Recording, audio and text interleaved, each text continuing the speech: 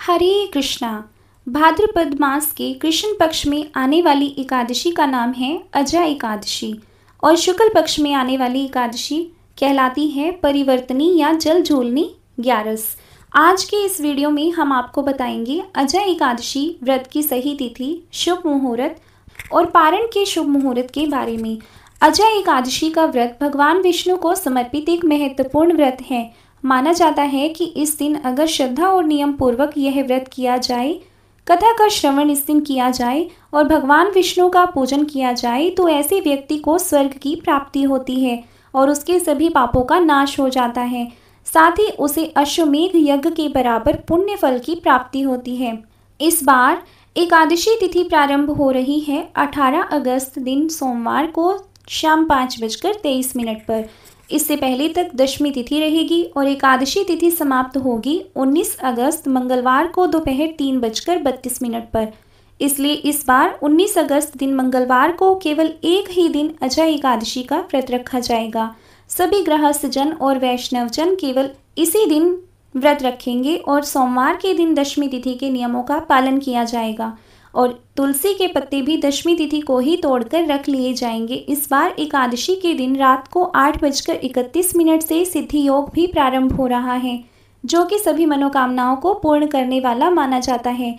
इस दिन सूर्योदय होगा सुबह 6:08 पर, सूर्यास्त होगा शाम 6:52 पर। राहुकाल रहेगा दोपहर 3 बजे से 4:30 बजे तक। एकादशी की प्रातःकाल पूजा का शुभ मुहूर्त रहेगा सुबह 4:47 से लेकर 5:52 तक। शाम की पूजा का शुभ मुहूर्त रहेगा 6:57 से लेकर रात 8:02 तक। द्वादशी तिथि प्रारंभ होगी 19 अगस्त दिन मंगलवार को दोपहर 3:33 से, जिसकी समाप्ति अगले दिन 20 अगस्त बुधवार को दोपहर 1:58 पर होगी। इसके बाद से त्रयोदशी तिथि प्रारंभ हो जाएगी। हरिवासर का समय 19 अगस्त मंगलवार को यानी एकादशी व्रत के दिन ही रात 9:30 बजे तक समाप्त हो जाएगा।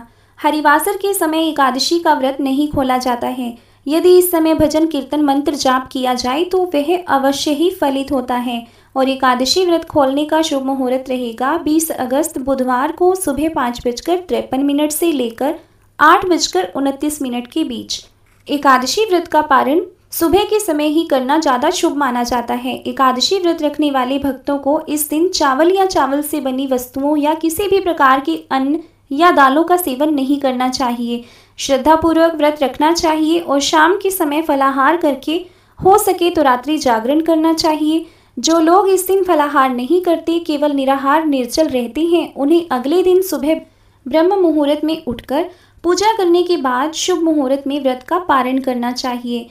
भगवान विष्णु के भोग में तुलसी के पत्ते अवश्य रखें और द्वादशी तिथि को अपनी सामर्थ्य के अनुसार दान दक्षिणा देकर तुलसी के पत्ते और जल से या पंचामृत से व्रत का पारण करना चाहिए। इस दिन यदि दान दिया जाए तो उसका पुण्य भी अगली कई पीढ़ियों तक प्राप्त होता है और ऐसे व्यक्ति के पितरों को भी नरक से मुक्ति मिलती है और जन्म जन्मांतर के पापों से भी छुटकारा मिलता है। तो यह थी आज की वीडियो। अगर आपको जानकारी अच्छी लगी हो तो प्लीज़ वीडियो को लाइक और ज़्यादा से ज़्यादा शेयर ज़रूर करें। जय श्री कृष्णा।